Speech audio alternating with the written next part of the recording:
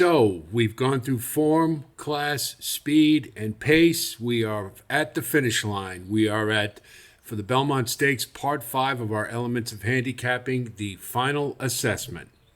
And first we're going to look at Seize the Gray, the Preakness winner. And we see form a +3, class a +6, speed a 28.14, and pace a little bit below average, but right about on line with -1.41. With a total score of 36.73. The projected time, since it's based upon the Preakness, we talked about this in pace a little bit. I'd say that's one of the better times because it is based upon a longer distance than some of the others. The outlook is +1. I think this is a horse who's getting good at the right time.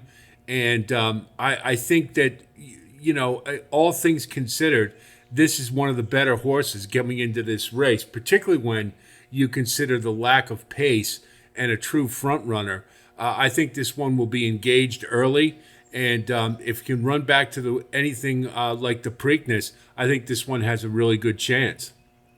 So we come to resilience, and we see form +2, class a +9 because he has been running in some of the better races.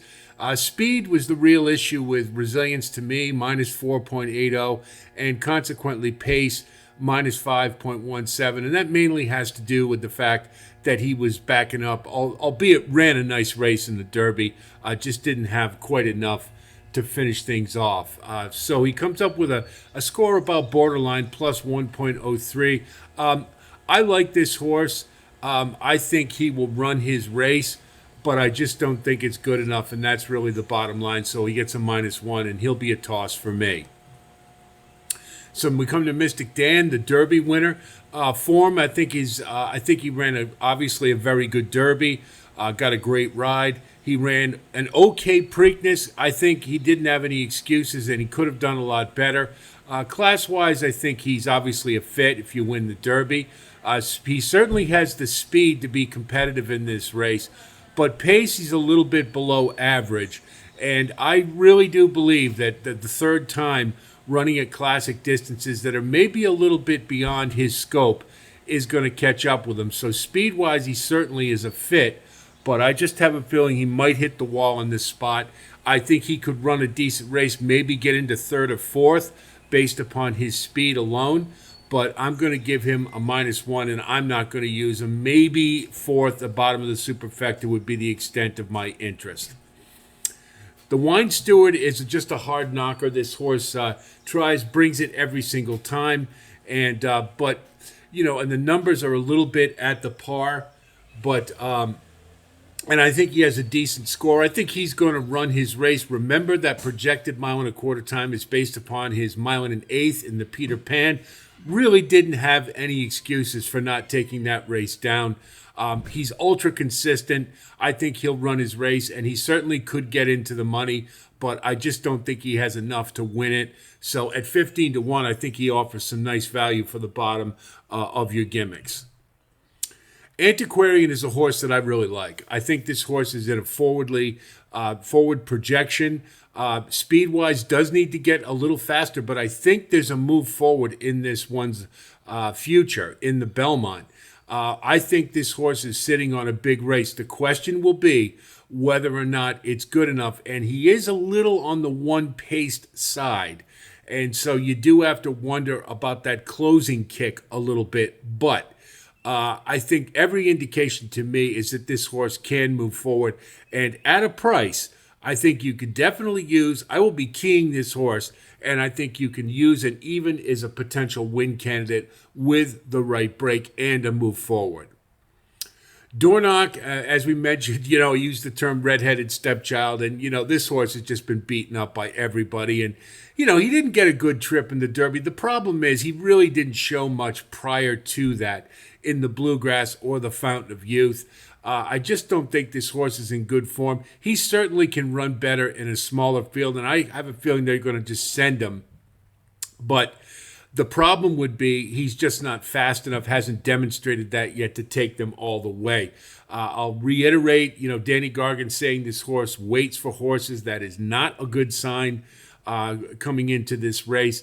And so the outlook to me is he's not going to be very effective or competitive in this race, so he would be a toss. So now we come to Protective, who's the America's Best Maiden, as Todd Pletcher calls him. He is on a forward progression, and without question. I liked his Peter Pan. I liked the race. He ran a decent Wood Memorial as well. Really, the issue is going to be how fast is he, and I'm just not sure at this stage he's nearly fast enough. However, I do think he has the pedigree to get 1.25 miles, and I think the longer the better for this horse. I can see this horse backing into the Tri or the Super, and at 20-1, you're getting some very good value. I think he'll take a move forward. I just don't think it's good enough to win the race, but he could very well factor, and you certainly want value in races like this. So to me, he's used at the bottom of the exotics. Now we come to Honor Marie, and he had about as bad a trip in the Derby as you could have. He was jostled, bumped here and there, everywhere. This horse I really liked prior to the Derby. I thought he was heading in the right direction.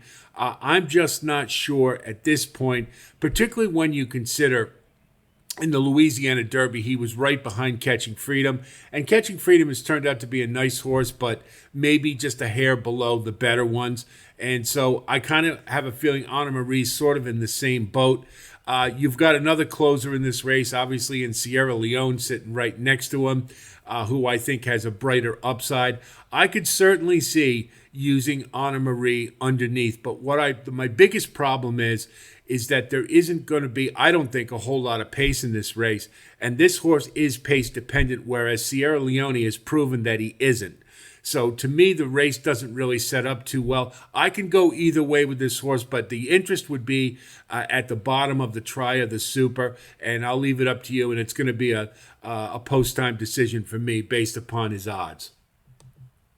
So now we come to Sierra Leone, and he needs no introduction. We all know what he's all about. He's going to run his race. He always does. I mean, this horse is ultra consistent. He's a hair, like 2 hairs away from being undefeated. He is his own worst enemy. It's been well documented. We know he likes to lug in. Using the cage bit maybe helps him out a little bit. But it's an equipment change going into a big stakes race, and that's always a little prohibitive.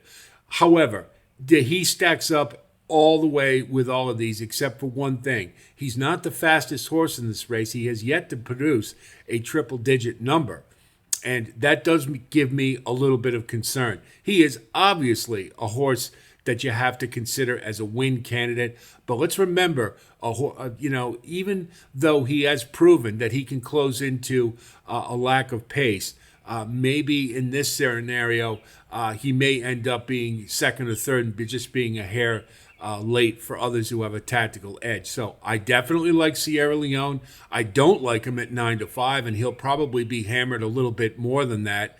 But he's certainly a horse you absolutely have to use.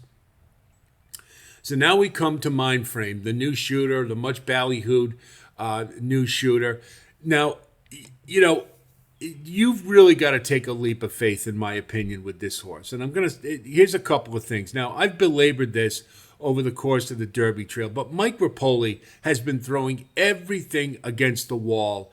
A horse breaks his maiden, he's immediately putting him in graded stakes races. I think, something about that scratch in the Derby last year of Forte has just put him on a mission, and I think it's impacted his judgment a bit. Mindframe is clearly a talented horse. There's no doubt about it. You can't get a 103 buyer in your debut with that kind of race and then follow it up with a very easy win or his first effort around 2 turns. So he's got a little bit of bottom. But this horse, as we've seen quite often with these younger horses getting elevated into graded stakes a little quicker than perhaps is usual, especially without the 2-year-old foundation, that a lot of times it backfires. This is a monster class jump for this horse. Now, if, being in the 10-hole, I think, is favorable to him because he's not going to have horses to deal with on the inside. He can get to where he wants to, and then it will be a question of he's good enough. He can win this race. I do not want to say he can't. On ability alone, I just wonder about the bottom, and I wonder about the elevation in class. We've just seen it. Remember Nash earlier in the year? He won that Monster Maiden, and then just really, he's been okay since, but he did not step up in graded stakes the next two times, or the Gun Runner and Lecomte. He just didn't step up. So now that he's had a little more bottom, he's a better horse. So to me, Mindframe, I can go either way with, and I'm kind of leaning towards a horse that I'll just say if he beats me, he beats me, because the price is going to be too short, and there are a lot of question marks with a horse who's this green getting into a graded stakes race, let alone the Belmont. At a mile and a quarter, he's probably got a better chance than if it was at a mile and a half in some respects. The wider turns at Belmont, I think, would help him a little bit more. But he fits speed-wise, and from that perspective, I think he's a horse that you can consider. Of all the elements of handicapping I've looked at for this race, and we've gone through all of them, form, class, speed, and pace, I think speed is the determining factor. And consequently, we look at these numbers, and you look at the final scores, and Sierra Leone and Seize the Gray are the top two, and Dornoch and Honor Marie are at the bottom. But I think speed is our key factor here. And if we're going to look at speed, then I think Seize the Gray is the one to beat for a couple reasons. He's got a nice speed score from the Preakness. He's a horse that appears to be really good right now, and I think he has the pedigree to get the distance, and I think he's more suited because he can handle the mile and a quarter better than Mystic Dan.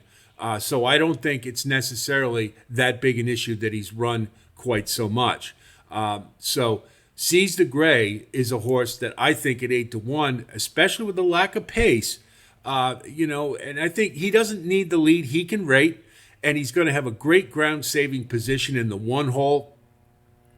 And if the pace is moderate, which I think it might be, then he's got a tactical advantage, and he's shown that he has the speed figures. So, to me, Seize the Gray is the one to beat, followed closely, of course, by Sierra Leone. So, for our wagering strategy, here's what we're going to do. I'm betting on Seize the Gray. I want 6-1 or better. Probably won't get it. I have a feeling he's going to come down, but if I get it, 6-1 or better, I'd be very happy.